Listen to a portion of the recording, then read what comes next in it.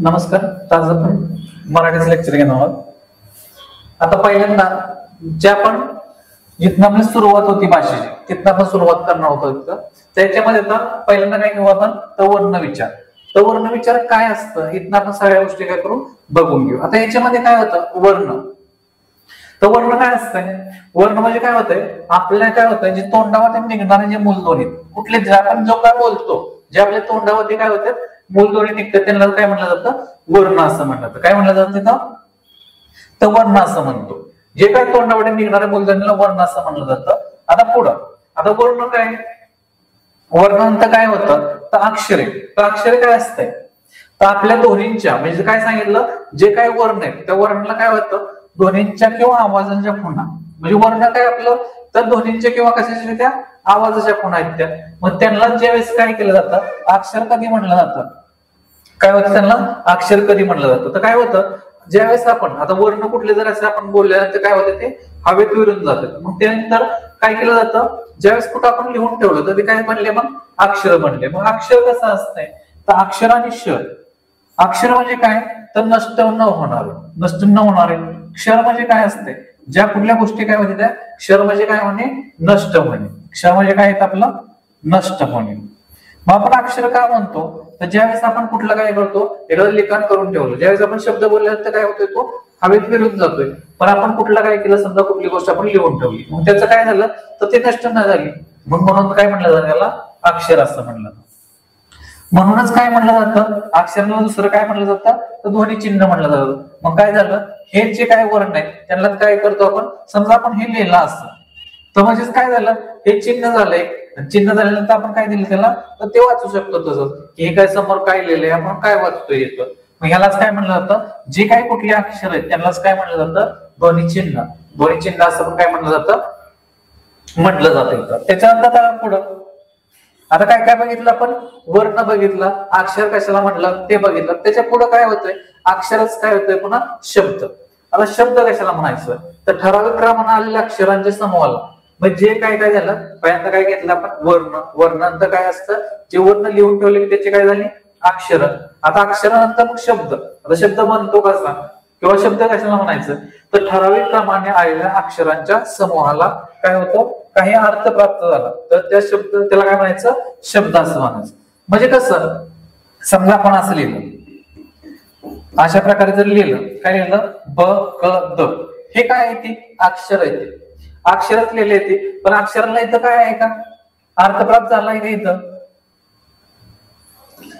काय झालाय का इथं अर्थ इथं प्राप्त झालाय का तर नाही. मग ह्याला आपण शब्द म्हणू शकतो पण नाही हे अक्षर आहे पण हा शब्द नाही.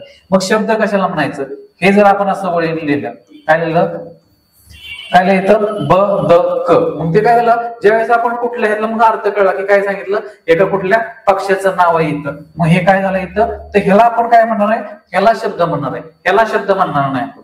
कारण का तर हे जरी शब्द काय आहेत हे शब्द काय येतात अक्षर काय ती समानाचं इथं पण ब इथं पण ब इथं द इथं द इथं पण क पण काय झालं त्याचा क्रम काय आहे या क्रमाने आल्यानंतर त्यांना काय झाला तर कुठलाही अर्थ प्राप्त झाला नाही. मग त्याच्यामुळे काय होणार नाही हा शब्द नाही तर हा काय राहणार आहे मग हा काय आपला राहणार आहे तर शब्द राहणार आहे. मग हे लक्षात आलं पाहिजे आपल्याला की शब्द कशाला म्हणायचं आणि अक्षर कुठले असतात. इथं काय कळलं आपल्याला पाहिजे तर शब्द कशाला म्हणायचं आणि अक्षर कसा म्हणायचं. काय काय बघितलं आपण वर्ण बघितलं अक्षर बघितली त्याच्यात शब्द बघितलं. आता त्याच्यानंतर काय होतं वाक्य होतं. काय झालं वाक्य. मग वाक्य कशाला म्हणायचं तर पूर्ण अर्थाचे बोलले ज्यावेळेस आपण बोललेलं काय झालं पाहिजे समोरच्याला समजलं पाहिजे मग तेच काय म्हणायचं त्यावेळेस काय असतंय वाक्य असतंय बरोबर. मग ही वाक्याची व्याख्या कशी होती तर पूर्ण अर्थाचे बोलणे. पूर्ण अर्थाचे बोलणे म्हणजे काय होते वाक्य होतं. किंवा दुसऱ्या ह्याने कसं सांगता येईल दुसऱ्या शब्द येतं की जो ठराविक क्रमाने आलेला जो शब्द समूह आहे काय असतो ठराविक क्रमाने आलेला काय शब्द समूह त्याला जर कुठला अर्थ प्राप्त होत असेल तर त्यालाच काय म्हणायचं आपण वाक्य असं म्हणायचं. मग क्रम कसा झाला जर क्रम कसा झाला तिथं पहिल्यांदा काय घेतलं आपण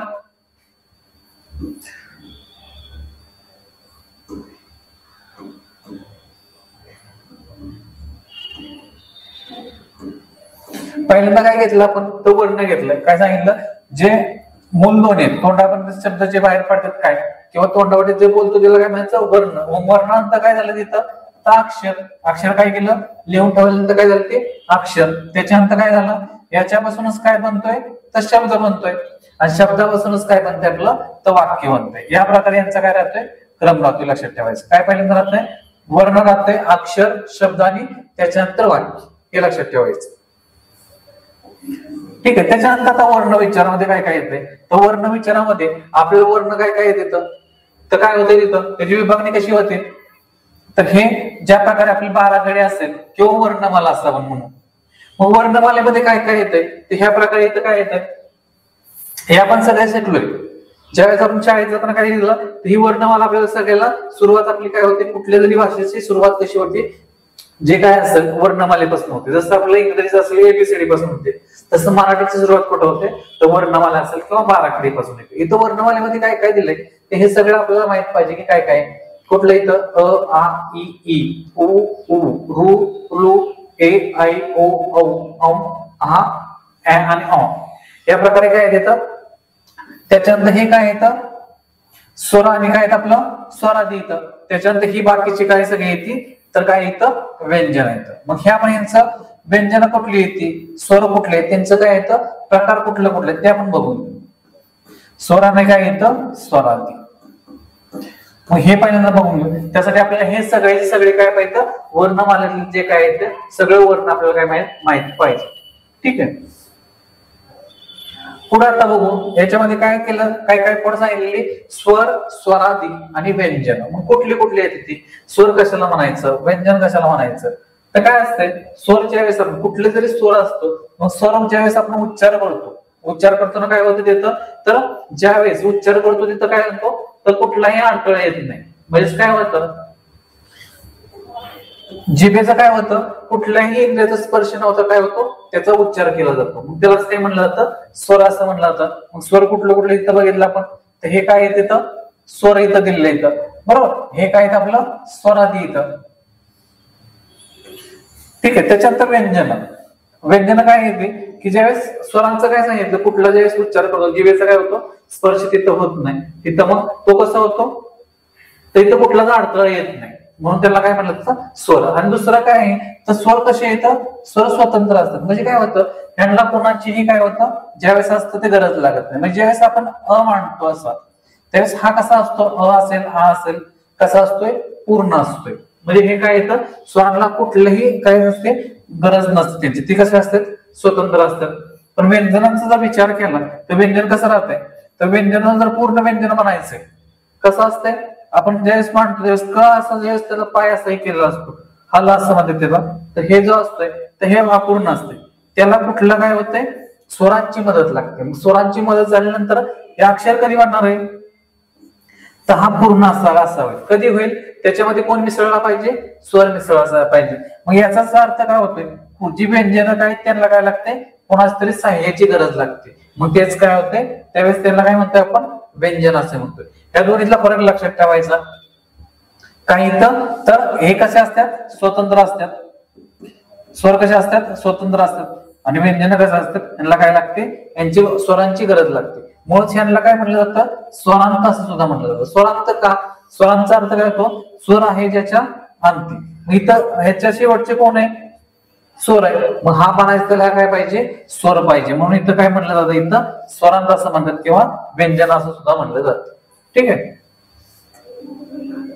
त्याच्यानंतर आपण पहिल्यांदा स्वर बघू की स्वरांचे काय होते तर प्रकार कसे पडतात. स्वरांचे प्रकार कसं होतं तर स्वरांचे काय होतं तर उच्चारावरून प्रकार पडतात. उच्चार आता कसा होतो उच्चार काय होतो कोणाचा काय होतो ऱ्हस्व होतो दीर्घ होतो ह्या गोष्टी बघू आपण.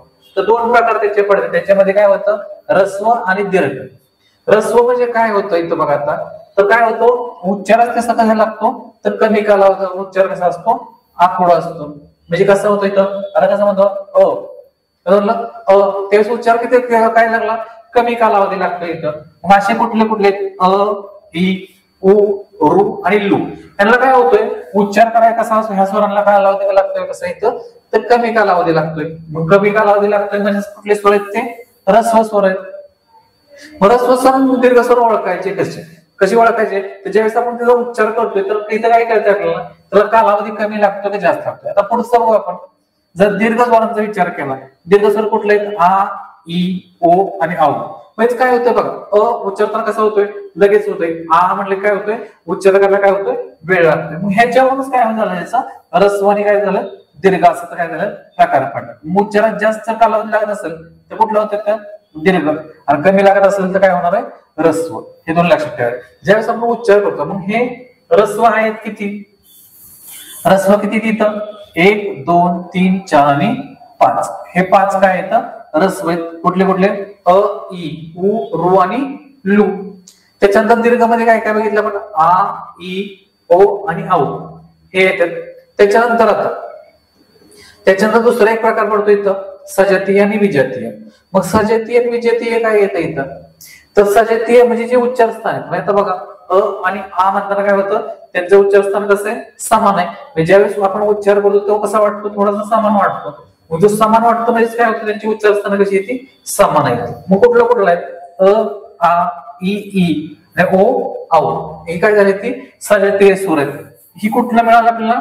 उच्चार स्थानावर प्रकार पडतात. हे लक्षात ठेवायचं. कुठला प्रकार पडतात? उच्चार स्थानावर.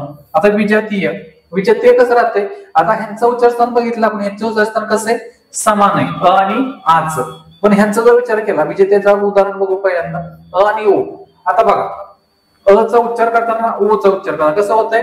तर त्यांचं उच्चारस्थान कशी वेगवेगळी. अ, आ कसं समान वाटतंय, आणि अ आणि ओ ज्यावेळेस आपण उच्चार करतो त्यावेळेस ते कसं राहतंय? वेगवेगळे उच्चार असतात. त्यामुळे ते काय येतात?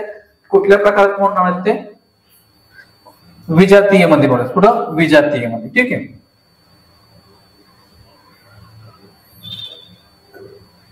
पुढचं आता बघू. त्याच्यानंतर कुठलं बघितलं आपण प्रकार? त्याच्यामध्ये पहिले दोन बघितले. कुठले बघितले आपण? त्याच्यामध्ये रस्व आणि दीर्घ जे कसे उच्चारावर आहेत, आणि दुसरे दोन बघितले जे उच्चार स्थानावर आहेत. कुठलं होतं ते? सजातीय आणि विजातीय. त्याच्यामध्ये अजून एक प्रकार येतो की संयुक्त स्वर. आता संयुक्त म्हणजे काय असतंय? तर ते काय झालेलं असतं? तर हे बाकीचे स्वर कसे असतात? एकटे. पण हा जर स्वर बनायचा तर याच्यामध्ये काय झालेलं असतं? दोन स्वर एकत्र आले असतात. मग दोन स्वर एकत्र येतात तर कुठलं? तो कशा प्रकारे तयार होतो हे पहिल्यांदा बघू. आता व्याख्या बघून घेऊ. दोन स्वर एकत्र येऊन बनणाऱ्या स्वरांना काय म्हटलं जातं? संयुक्त स्वर असं म्हणतात. काय म्हणते ती? संयुक्त स्वर. मग संयुक्त स्वर कोण आहे? ए. मग ए बनतो कसा? तर अ प्लस काय पाहिजे? ई प्लस ई पाहिजे. कोण पाहिजे? ए प्लस ए ला जर बनायचं तर कसं पाहिजे? ई प्लस ई पाहिजे. त्यावेळेस कोण बनणार आहे? ए बनणार आहे. इकडे बघू आता, ऐ कसा बनायचा? जर ऐ बनायचं तर काय पाहिजे आपल्याला? इथं आ अधिक ई पाहिजे. कोण पाहिजे? आ अधिक ई किंवा ई पाहिजे. ह्या दोन्हीतला कोण जरी आला म्हणजे कसं होतंय? आ प्लस ई आला तर ते काय बनणार आहे? ऐच बनणार आहे. आणि आ प्लस काय आला इथं? ई जरी आला तरी काय बनतोय? ऐ बनतोय. ही गोष्ट व्यवस्थित लक्षात ठेवायची. काय लागलं इथं? ए जर बनायचं कोण पाहिजे? इथं अ अधिक ई पाहिजे. आणि ऐ बनायचं तर कोण पाहिजे? आ अधिक ई पाहिजे. ठीक आहे. त्याच्यानंतर पुढे आता ए झाला, ऐ झाला, त्यानंतर ओ. ओ कसा बनतो? ओ बनायसाठी काय पाहिजे? तर अ अधिक उ किंवा उ पाहिजे. रस्व किंवा दीर्घ उ कुठलं तरी काय पाहिजे? उ पाहिजे. पण इथं काय पाहिजे? सुरुवातीला अच पाहिजे. अ अधिक उ असले तर कोण बनणार आहे? ओ बनणार आहे. आता इथं पुढं आऊ जर म्हणायचं तर काय पाहिजे? आ प्लस काय पाहिजे? उ किंवा उ पाहिजे. कोण पाहिजे? आ प्लस उ किंवा उ पाहिजे. तर कोण बनणार आहे? तो अ बनणार आहे. हे व्यवस्थित लक्षात ठेवायचं. याच्यामध्ये इथं काय पाहिजे? अ पाहिजे का आ पाहिजे? बऱ्याच वेळा काय होतं? आ का अ याच्यामध्ये काय होतं? कन्फ्युजन होतं. ह्या गोष्टी फक्त लक्षात ठेवायच्या. जर दीर्घ पाहिजे असेल तर कोण पाहिजे आपल्याला? आ पाहिजे. आणि इथं जर ए पाहिजे आपल्याला तर कोण पाहिजे? तर आ आला पाहिजे. ठीक आहे. त्याच्यानंतर अजून एक गोष्ट लक्षात ठेवायची की हे जे स्वर संयुक्त स्वर आहेत कुठले कुठले? ए, ऐ, ओ आणि औ. ह्या चार स्वरांचा समावेश कुठं होतो? तर इथं कुठं होतोय? तर ह्या दीर्घ स्वरामध्येच होतोय. म्हणजे इथं कोण होणार? इथं ए, ऐ, ओ, औ इथं लिहिलं आहे. तर काय होणार इथं? हे पण काय होतं? जे काही चार आहेत त्याचा समावेश कुठं होतो? इथं तर दीर्घ स्वरामध्ये समावेश होतो यांचा. कारण यांना पण कसं होतंय? ज्यावेळेस उच्चार करायला लागतो आपण ए, ऐ, तो उच्चार करायला काय होतोय? जास्त कालावधी लागतोय. आणि हे पण कुठे येणार? आपले दीर्घ स्वरामध्ये येणार. कुठे येणार? ते दीर्घ स्वरामध्ये. दीर्घ स्वर. ठीक आहे. त्याच्यानंतर काय बघू?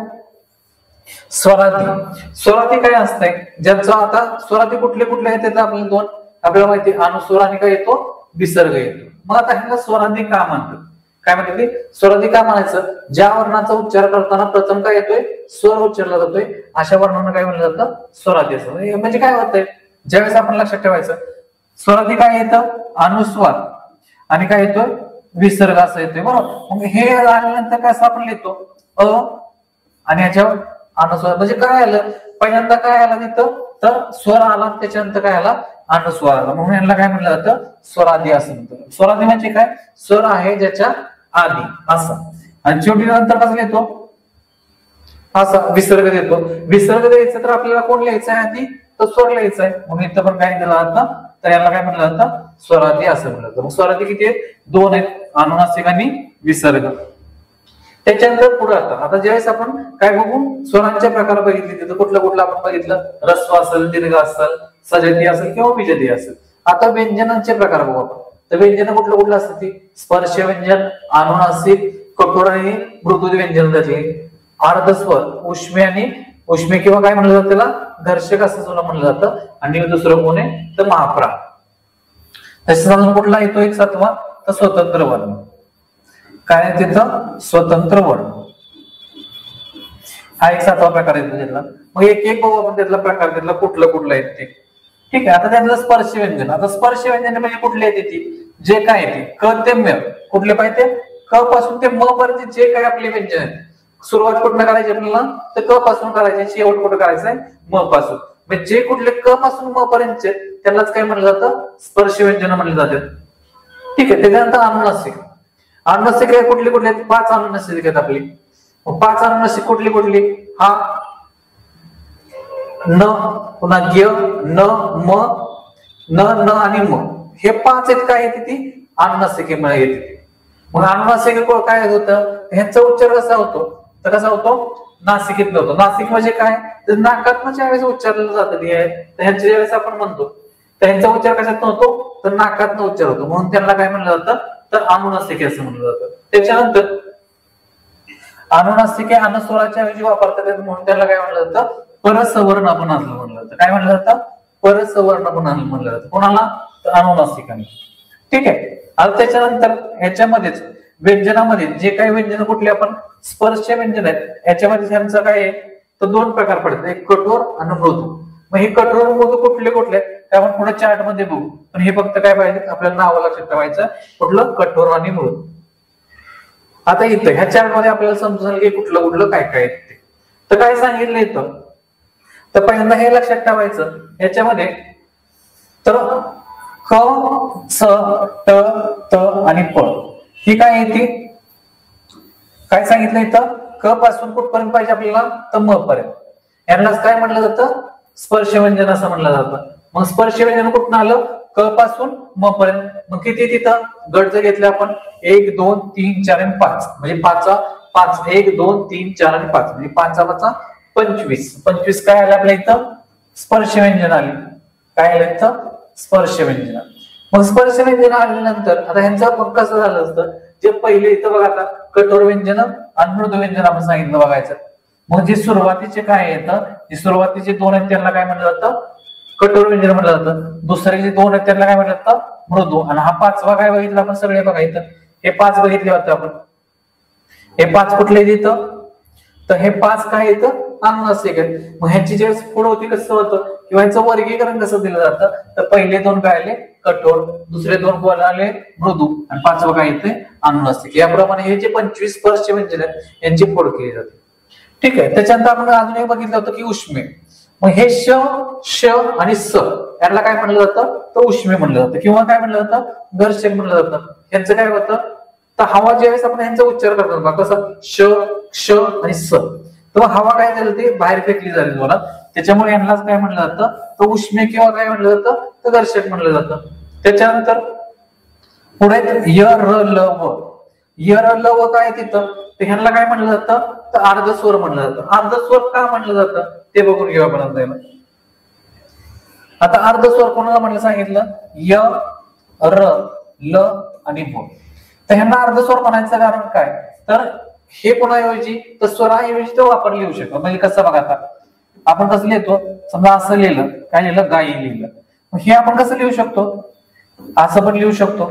मग हे ई काय आपलं, ई काय स्वर आहे आणि हे काय आपलं तर व्यंजन आहे. मग हे काय अर्धस्वर म्हणायचं कारण काय, तर हे काय आहे जे स्वराऐवजी आपण काय करू शकतो, वापरू शकतो. दुसरा जर बघितलं आपण रू ऐवजी कोण वापरू शकतो आपण, असं र वापरू शकतो किंवा रू वापरू शकतो. ज्यावेळेस जर हे वाक्य आपण लिहिताना प्रचलित नसलं तर काय करू शकतो, ते आपण वापरू शकतो किंवा उच्चार त्याचा त्याप्रमाणे असू शकतो. लचा कसा येणार आहे, हा लू आहे, त्याचा उच्चार कसा होतो तर ल. ज्यावेळेस आपण असा लू म्हणलं तर मग हा लू कसा होतो, ह्याच्याप्रमाणे उच्चार जातोय. आणि नंतर काय राहिलं, व राहिला. आता वचा कोणाप्रमाणे होतोय तिथं, काय झालं तिथं, वच होतोय कसं होतं, समजा म्हणलं आपण काय लिहिलं, गाव. आणि दुसरं कसं लिहितो आपण, अशा प्रकारे लिहितो गाव. मग ह्या दोन्हीचं काय होणार आहे इथं, तर दोन्ही प्रकारे कसं लिहिलं होतं आपण, दोन्ही प्रकारे जर उच्चार केला, बरोबर, या दोन्ही प्रकारे उच्चार केला तरी कसं होतंय, गाऊ असंच हे आपण म्हणताना म्हणतोय, आणि इथं पण काय म्हणतोय, गाऊ असं म्हणतोय, बरोबर. मग हे ज्यावेळेस येतंय याचा अर्थ काय होतोय, ह्या स्वराचा उच्चार आणि ह्या व्यंजनाचा उच्चार कसा येतोय, समान येतोय किंवा त्याऐवजी आपण काय करू शकतो. त्यामुळे काय येतं, त्याला काय म्हणलं जातं, अर्धस्वर असं म्हणतो. पुढचं आता हे झालं, काय झालं आपलं अर्धस्वर झालं. इथं अर्धस्वराला काय म्हणतोय, अंतस्थ. उष्मी पण बघितलं आपण, उष्मी कोणला म्हणतोय, श श आणि स यांना काय म्हणतोय आपण, उष्मी असं म्हणतोय. त्याच्यानंतर आता काय राहिलं, महाप्राण. तर महाप्राण म्हणजे काय असतंय, तर इथं बघा आता ह या वर्णाचा उच्चार करताना काय होतं, फुफ्फुसातल्या हवा तोंडावरती बाहेर जोरात पिकली जाते. ह कसं म्हणतो आपण, ह. ते काय होतं, तर तोंडावरती हवा जोरात पिकली जाते. मग ह्यालाच काय म्हणतो, म्हणून महाप्राण कोणाला म्हणतो, तर ह. ह चा वर्ण आहे त्याला काय म्हटलं जातं, तर महाप्राण. काय म्हटलं जातं, महाप्राण. आणि त्याच्यानंतर अजून एक घेतला, स्वतंत्र वर्ण सांगितलं होतं की स्वतंत्र वर्ण जो ळ आहे, ळ जो आहे, ळला काय म्हणलं जातं, तो स्वतंत्र वर्ण असं म्हणतो. कुठला ळ काय येतो, स्वतंत्र वर्ण येतो. त्याच्यानंतर आता राहिलं संयुक्त व्यंजने. आता संयुक्त व्यंजने कुठली कुठली, तर दोन आहेत आपल्याकडं, क्ष आणि न्य. कुठलं, क्ष आणि न्य. मग हे बनतं कसं, क श आणि अ, द न आणि य.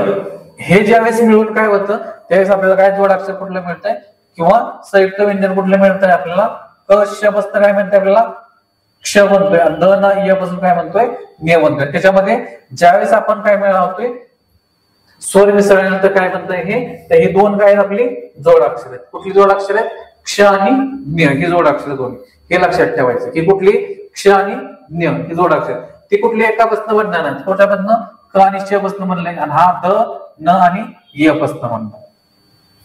पुढचं आता मग हे लक्षात ठेवायचं, हे जे सगळे वर्ण आहेत आपले, त्यांचं वर्गीकरण असेल किंवा काय असेल तर त्यांचे प्रकार असतील, तर हे सगळं आपल्याला माहित पाहिजे, तरच आपल्याला काय होईल, ह्याच्यावर प्रश्न काय असतील सुटतील त्यातले.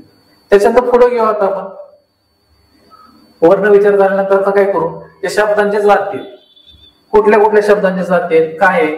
मग शब्दांच्या जाती म्हणजेच काय असतंय, शब्दाची जाती म्हणजे काय असतंय, शब्द कुठलं जरी वाक्य असलं घेतलं आपण, त्याच्यामध्ये शब्द आहेत, त्यांचं काय असतंय, वेगवेगळं काम असतं. मग वेगवेगळं काम म्हणजे त्यांच्या काय येत्या, तर त्यांच्या जाती येत्या, त्यांच्या कामावरून ठरतात. मग हे कामावरून ठरतात म्हणजे त्यांना काय म्हणलं तर शब्दाच्या जाती. मग आपल्याला शब्दाच्या जाती कुठल्या काय ते पहिल्यांदा बघून घेऊ. तर काय आहे त्या शब्दाच्या जाती किती आहेत, काय बघायचं, शब्दांच्या जाती म्हणजे शब्दांचं काय म्हणलं जातं, प्रकार म्हणलं जातं. वाक्यात वापरले जाणारे शब्द वेगवेगळ्या जातीचे असतात, बरोबर. मग हे जाती कसं ठरतंय, त्यांच्या कामावरून ठरतंय. मग आता अशा प्रकारचे किती शब्दाच्या किती जाती, आपल्या 8 जाती आहेत. किती जाती आहेत, शब्दाच्या 8 जाती. ठीक आहे, मग शब्दाच्या 8 जाती आहेत. ज्या शब्दावर आता बघू आपण शब्दाच्या 8 जाती कुठल्या कुठल्या, ते पहिल्यांदा बघून घेऊ. आता कुठल्या कुठल्या शब्दाच्या 8 जाती, नाम, काय काय, नाम, सर्वनाम, विशेषण आणि क्रियापद, हे झाले 4. आणि क्रिया विशेषण अव्यय, शब्द अव्यय, उभयनामी आणि केवळ प्रयोगी, हे 4 झाले. म्हणजे एकूण किती झाले आपले, हे 4 आणि हे 4 किती झाले आपले 8. हे काय झाले आपल्या शब्दाच्या जाती. मग शब्दाच्या जाती झाल्यानंतर यांचे पण 2 प्रकार आपल्याला बघायला मिळतात. काय इथं, सव्य आणि अव्यय किंवा विकारी आणि अविकारी. मग आता हे काय असतं ते पहिल्यांदा बघूया. तर काय असतंय, याच्यामध्ये काय होतं तर दोन असतात, एक विकारी आणि अविकारी. मग ज्याच्यावर काय होतं लिंग वचन किंवा विभक्ती, हे आपण पुढे बघू की लिंग वचन काय आहे ते. पण त्याच्या आधी काय लक्षात ठेवायचं, ज्या शब्दावर लिंग वचन आणि विभक्ती यांचा ज्यावेळेस काय होतो परिणाम होतो त्याच्यात काय होतो बदल होतो. मग ज्यावेळेस बदल होतो मग काय होतो विकार होतो. मग त्यालाच काय म्हटलं जातं विकारी शब्द म्हटलं जातं, किंवा ह्यालाच काय म्हटलं जातं सव्यय असं सुद्धा म्हटलं जातं. ज्याच्यावर बदल होतो ती सव्यय असतील. आणि दुसरं ज्या शब्दावर काय होतो लिंग वचन आणि विभक्ती यांचा परिणाम होत नाही, म्हणजे जसं आहे तसेच राहत, मग त्याला काय म्हटलं जातं अविकारी शब्द किंवा काय म्हटलं जातं अव्यय असं म्हटलं जातं. मग हे दोन्ही आपल्याला माहित पाहिजे. सव्यय म्हणजेच काय असतंय विकारी आणि अव्यय म्हणजेच काय असतंय अविकारी. ह्या दोन गोष्टी आपल्याला माहित पाहिजे. की जर आपल्याला विचारलं की अव्यय कुठली तर अव्यय किती येते 4 आणि सव्ययवर किती येते 4. आणि हे दोन्हीच काय आल्या, ह्या दोन्ही काय आहेत आपल्या शब्दाच्या जाती. शब्दाच्या जाती किती झाल्या 8. मग 8 झाल्यानंतर आपण इथं बघितलं की कुठल्या कुठल्या आहेत त्या नाम सर्वनाम विशेषण आणि क्रियापद. त्यानंतर क्रियाविशेषण शब्दयोगी उभयान्वयी आणि केवळ उपयोगी अव्यय, ही 4 प्रकारे अव्यय येते आणि 4 सव्यय म्हणजे विकारी 4 आणि अविकारी 4. या गोष्टी लक्षात ठेवायच्या. आता याच्यातले एक प्रकार आपण घेत जाऊ की याच्यामध्ये जे काही शब्दाची जाती आहेत त्याचे उपप्रकार काय, त्याला काय म्हणायचं, त्याची व्याख्या काय आहे, हे एक काय करू आपण एक गोष्टी आपण घेऊ. त्याच्यामध्ये आता पहिल्यांदा कोण घ्यायचं, सुरुवातीला कोणी आपल्याला इथं नाम. मग सुरुवातीला नाम आहे, काय करू आपण नामाविषयी माहिती घेऊ. नाम म्हणजे काय तर इथं काय सांगितलं पहिल्यांदा काय आपल्याला सुरुवातीला काय बघायचं आपल्याला नाम. आता नाम कसं बघितलं आपण कुठल्या प्रकारातलं आहे तर विकारी प्रकारातलं आहे, म्हणजेच काय सव्यय. त्याची व्याख्या काय असते नाम तर कुठल्याही गोष्टीला कुठल्या तर एखाद्या प्राणी वस्तू पक्षी असतील किंवा काल्पनिक गोष्टी असतील यांना दिलेल्या नावालाच काय म्हटलं जातं तर नाम असं म्हटलं जातं. म्हणजे कसं एखाद्या प्राणी वस्तू काल्पनिक गोष्टी याला नाव म्हटलं जातं. तसंच व्याकरणात कुठलं म्हटलं जातं तर प्रत्यक्ष किंवा अप्रत्यक्ष असणाऱ्या किंवा कुठलं जर कल्पनेनं कुठली आपण गोष्ट असेल म्हणजे कल्पनेनं झालेली असेल गोष्ट मग त्यांना सुद्धा किंवा त्यांच्या गुणधर्माला सुद्धा दिलेली नावं काय आहे ती तर नाम असं म्हटलं जातं. म्हणजे कसं आता कल्पनेनं झालेले म्हणजे कसं आता समजा काय स्वर्ग समजा कुणी बघितलं का तिथं तर नाही, पण ती काय झालंय एक कल्पना केलेली ही कसं असू शकतं. मग त्याचं काय केलं जातं की ज्यावेळेस आपण नाव घेतल्यानंतर आपल्याला आपण इमॅजिन करू शकतो की कल्पना करू शकतो की ती गोष्ट कशी आहे ती. मग ती जी कल्पनेला गोष्ट जाणलेली त्याला सुद्धा काय म्हटलं जातं तर काय म्हटलं जातं नाम असं म्हटलं जातं. मग हे आपल्या प्रत्यक्षात वस्तू कुठली असेल समजा पेन आहे मग हे पेन म्हणजेच काय झालं तर नाम झालं त्याचं. आता फळ असेल ते काय झालं त्याचं नाम झालं. हे जी गोष्ट आपण उच्चारल्यानंतर आपल्या काय होते डोळ्यासमोर उभे राहते त्याला काय म्हटलं जातं नाम असं म्हटलं जातं. ठीक आहे. किंवा त्याचं गुणधर्म असतात मग हे गुणधर्म कुठले त्या गुणधर्माला काय नाव आहे मग ह्या गोष्टी आपण पुढे बघू. आता पहिल्यांदा काय होतं तर नामाचे किती मुख्य प्रकार आहेत तर 3 मुख्य प्रकार आहेत. कुठलं नाम आहे तर सामान्य नाम विशेष नाम आणि कुठलंय भाववाचक. कुठलं सामान्य नाम विशेष नाम आणि भाववाचक हे 3 प्रकारचे नाम. ठीक आहे. आणि त्याच्यात प्रकारचा पहिल्यांदा आपण घेऊ सामान्य नाम. आता सामान्य नाम कुठलं असतंय तर एका जातीच्या वस्तूंना किंवा व्यक्तींना दिलेलं जे नाव असते कशाला दिलेलं असतंय एकाच जातीच्या वस्तूंना किंवा व्यक्तींना वस्तूंना किंवा कुठल्या जर कल्पनेत जाणलेल्या गोष्टी जरी असतात कुठल्या पण जे नाम आहेत तर त्या कशाच पाहिजे एकाच जातीच्या पाहिजे त्यांनाच काय म्हटलं जातं इथं तर सामान्य नाम असं म्हटलं जातं. मग सामान्य नाम काय आहे तर सामान्य नाम कसं असतंय तर सामान्य नाम जातीला दिलेलं असतंय मग त्यामुळे ते कसं असतंय तर जातीवाचक असतंय. कसं असतंय हे जातीवाचक हे लक्षात ठेवायचं. सामान्य नाम कसं असतंय तर जातीवाचक असते. ठीक आहे. आता उदाहरण बघू घेतलं काय उदाहरण घेतलं समजा मुलगी असेल घर असेल नदी असेल गाव असेल किंवा झाड असेल. म्हणजे काय होतंय मुलगी असेल घर असेल किंवा काय नदी गाव आणि झाड म्हणजे ह्या काय त्या तर वेगवेगळे. झाड म्हणले काय होतं आपल्या डोळ्यासमोर सगळी झाडं येतील. गाव असेल तर काय होणार आहे अनेक गावे असतील असं. नदी असेल नद्या असतील किंवा नदी असेल ज्या प्रकारे असेल तर हे काय होतंय हे जर शब्द उच्चारल्यानंतर त्या समोर काय होतंय त्या जातीचे जे काही उदाहरण आहेत किंवा जाती कुठले आहेत ते आपल्याला समजून जाते कुठल्या जातीतले असतात. ठीक आहे. त्याच्यानंतर पुढचं घेऊ विशेष नाम. कुठलं बघितलं आपण? सामान्य नाम बघितलं. सामान्य नाम कसं होतं आपलं? तर जातीवाचक होतं. आता विशेष नाम. विशेष नाम कधी असतं काय? एखादी विशिष्ट व्यक्ती, वस्तू, प्राण्याचा बोध होतो आणि त्यांना जे काय ठेवलेलं असते तर त्यांचं विशेष नाम असते. मग विशेष नाम म्हणजे कसं असतंय की ज्यावेळेस आपण ती कुठली गोष्ट विचारतो, आता नदी ज्यावेळेस आपण विचारतो त्यावेळेस आपण सगळ्या नद्यांचा उल्लेख करू शकतो, कुठली पण नदी असेल. पण आता समजा गंगा हे नाव आपण घेतलं तर कुठल्या नदी आपल्याला दिसणार किंवा कुठल्या नदीचा आपण उल्लेख करतोय तर ठराविक कुठल्या नदीचा उल्लेख करतोय तर गंगा नदीचा उल्लेख करतोय. तिथे दुसऱ्या नदीचा कुठला उल्लेख करतोय का? म्हणजे ते विशेष झालं. मग इथं दुसऱ्या कुठल्या इथं ज्यावेळेस आपण विचारलं तर नदी किंवा नद्या विचारलं असं तर सगळ्या नद्यांचं काय करू शकतो आपण? याच्यामध्ये समावेश करू शकतो, बरोबर. पण इथं जर आपण फक्त काय केलं गंगा असं म्हणलं तर किंवा गंगा नदी म्हणलं तर इथं काय येणार? ती फक्त गंगा नदी आहे. बाकीचा उल्लेख आपण करू शकतो का? तर नाही. फक्त कोणाचा उल्लेख करणार नाही इथं. त्याच्यानंतर आता नाव घेतलं, इथं काय घेतलं? समजा केदार घेतलं. केदार घेतल्यानंतर काय आपल्या डोळ्यासमोर येतंय? ते एका कोणाच्या मुलाचं नाव आहे, बरोबर. मग मुलाचं नाव आहे तर मग इतर मुलांचा येतो का समावेश त्याच्यामध्ये? तर नाही. तर मग हे कसं राहतंय? जे विशेष नाम राहतंय फक्त काय राहतंय? व्यक्तिवाचक राहतंय. कसं राहतंय? हे व्यक्तिवाचक राहतंय. त्याच्यानंतर दुसरी एक महत्वाची गोष्ट याच्यामध्ये, तर जे काय विशेष नाम आहे, जे काय विशेष नाम आहे त्यांचं काय होत नाही? अनेक वचन होत नाही. विशेष नामाचं काय होत नाही? अनेक वचन होत नाही. सामान्य नामाचं काय होतंय? अनेक वचन होतं. म्हणजे कसं? मुलगी असेल तर काय म्हणू शकतो आपण? मुली. एक घर अनेक घरे. त्यानंतर नदी एक असेल नद्या. एक गाव असेल अनेक गावे. झाड असेल काय म्हणू शकतो? झाडे. पण याच्यामध्ये बघितलं आपण विशेष नाव, आता गंगा म्हटलं तर अनेक वचन कसं करणार सांगा बरं? कसं होईल? तर नाही करू शकत. म्हणून विशेष नामाचं काय होतं? अनेक वचन होत नाही आणि सामान्य नामाचं अनेक वचन होतं. पुढे आता भाववाचक नाम. भाववाचक नाम म्हणजे काय असतंय? ती व्यक्ती असेल, प्राणी असेल, त्याच्या अंगी जो गुण असतो तोच काय असतो? त्यालाच काय दिलेलं नाव असते, त्याला काय म्हटलं जातं? तर भाववाचक नाम असतं. भाववाचक नाम. मग भाववाचक नाम काय असतं? त्याचा कुठला जरी जे काही व्यक्ती असेल, वस्तू असेल तर काय होतं तिथं? त्याचा गुण किंवा धर्म जो असतोय किंवा भाव असतोय त्यालाच बोध होतो, त्यालाच काय म्हटलं जातं? भाववाचक नाम असं म्हणतो. आता बघा इथं कुठलं गुलामगिरी, आनंद, वात्सल्य, गोडी, लबाडी. आता गोडीचा विचार केला, साखर कशी असते? गोड असते. मग गोडी काय असते? तर साखरेमध्ये काय झालेली असते? लपलेली असते. म्हणजे काय असतं? साखरेतनं असं म्हणू शकतो का आपण साखरेतनं गोडी बाहेर? तर नाही. तर साखरेमध्ये काय झालेली असते? ती गोडी त्या वस्तूमध्ये काय असते? ती त्याच्यापेक्षा काय असते? वेगळी नसते. आता समजा म्हटलं इथं लबाडी. मग लबाडी काय असते? माणसामध्ये असेल किंवा काय असेल एखादं कुठलं लबाड माणूस म्हणला, मग लबाड काय असते? लबाडी त्याच्या काय असते? आतमध्ये असते. मग त्या माणसाचं काय झालं? तो गुणधर्म झाला. मग हा गुणधर्म, हेच गुणधर्माला दिलेलं नाव काय असतंय? तर त्याला काय म्हटलं जातं? भाववाचक नाम असं म्हणतात. ठीक आहे, हे कळलं. त्याच्यामध्ये काय होतं? 3 प्रकारचे मुख्य नाव आहेत. कुठलं त्यातलं? सामान्य नाम, विशेष नाम आणि भाववाचक नाम. याच्यामध्ये अजून एक जे आपलं सामान्य नाम. कुठलं? सामान्य नाम. सामान्य नामाचे 2 प्रकार पडतात, उपप्रकार. कुठलं एक येते? तर पदार्थवाचक.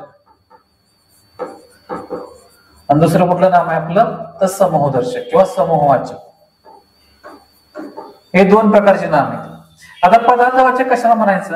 तर पदार्थवाचक नाम असं म्हणायचं की जी कुठल्या वस्तू आहेत त्या वस्तूला दिली जातात. वस्तू कुठल्या वस्तू? की ज्या वस्तू आपल्याला ज्यावेळेस आपल्याला या वस्तूचं काय करायचंय? कुठली समजा वस्तू आपल्याला आणायची, त्यासाठी काय लागतं? परिमाण. ज्या गोष्टी परिमाणामध्ये मोजल्या जातात. म्हणजे कुठलं समजा आपल्याला सांगितलं की साखर आणायची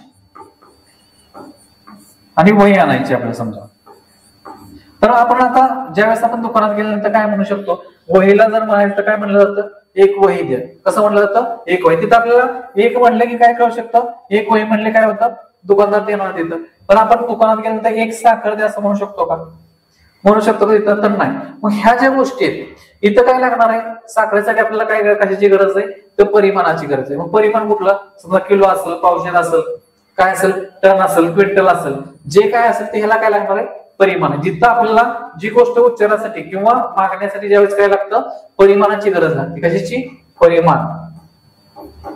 परिमाणाची गरज लागते. त्याच मग वस्तूंना काय म्हणलं जातं? पदार्थवाचक म्हणलं जातं.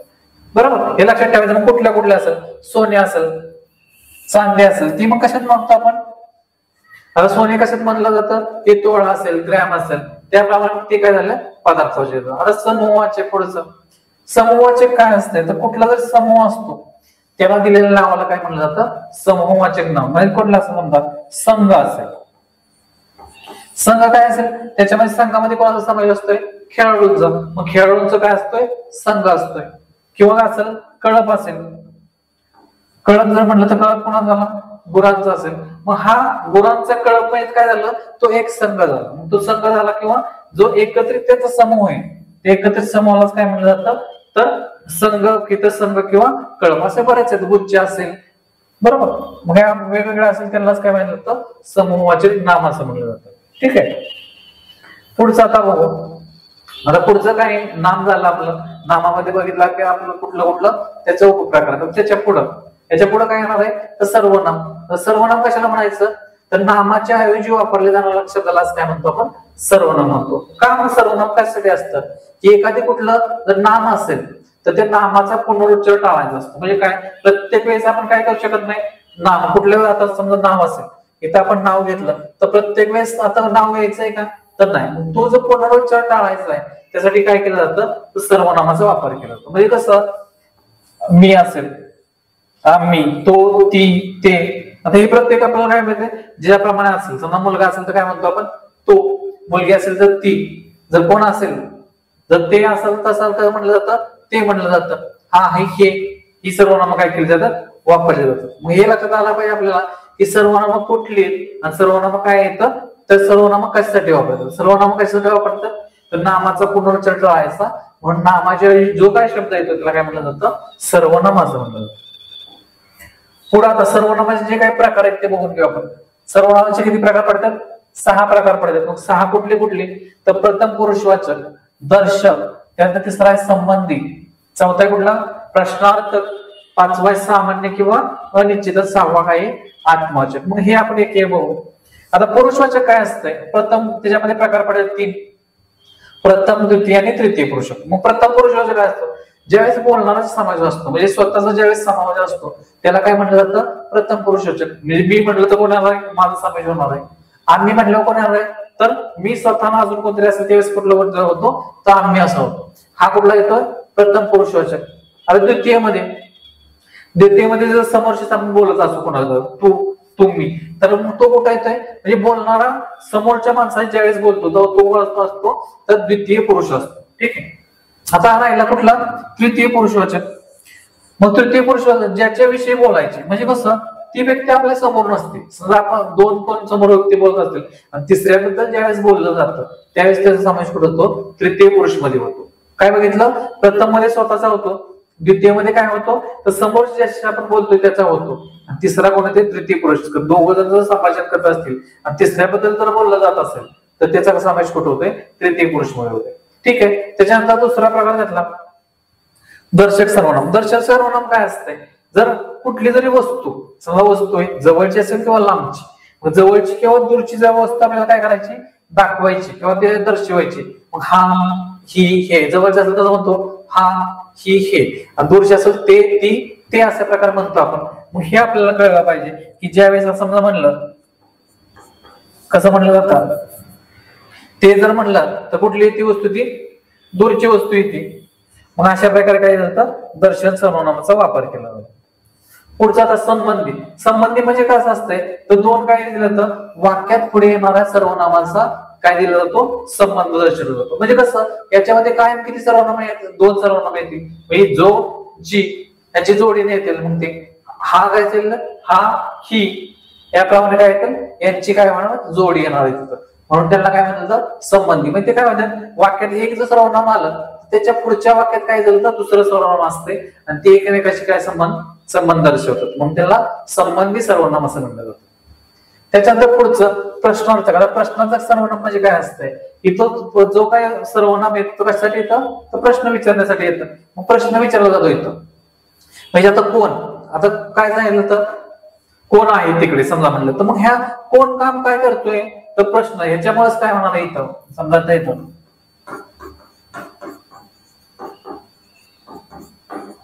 समजा अशा प्रकारे आपण वाक्य लिहिलं किंवा उदाहरण लिहिल्याचं तर इथं काय होणार आहे आपण प्रश्नचिन्ह देणार आहे. मग प्रश्नचिन्ह आलं कोणामुळं आलं तर ह्या कोणमुळे आलं. हा कोण नसता तर काय येणार इथं प्रश्नचिन्ह येणार आहे का तर नाही.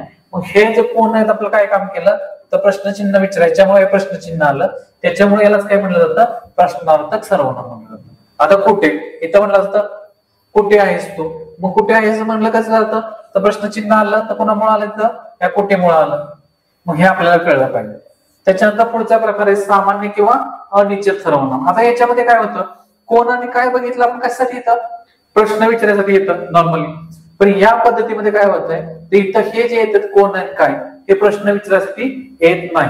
मग हे लक्षात ठेवायचं ज्यावेळेस वाक्यामध्ये कोण आणि काय असेल आणि प्रश्नचिन्ह नसेल किंवा ते जर विचारायचं प्रश्न विचारण्यासाठी येत नसतील आणि आपल्याला निश्चित सांगता येत नसेल की ही सर्वनामं कशासाठी आली किंवा कोणासाठी आली, तर मग तिथे कुठे राहणार ती सामान्य किंवा काय राहणार ती अनिश्चित अशी राहणार आहे. काय राहणार ती सामान्य किंवा अनिश्चित. इथं लक्षात ठेवायचं इथं काय असणार आहे प्रश्नचिन्ह असेल, इथं फक्त काय असेल प्रश्नचिन्ह नसेल, तिथं काय असेल पूर्णविराम असेल.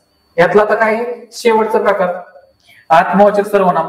मग आत्मवाचक सर्वनाम कसं येतं आपण या शब्दाचा अर्थ कसा होतो स्वतः, म्हणजे कसं मी स्वतःहून तिथे गेलो, मग किती व्यक्ती त्या मी आणि स्वतः.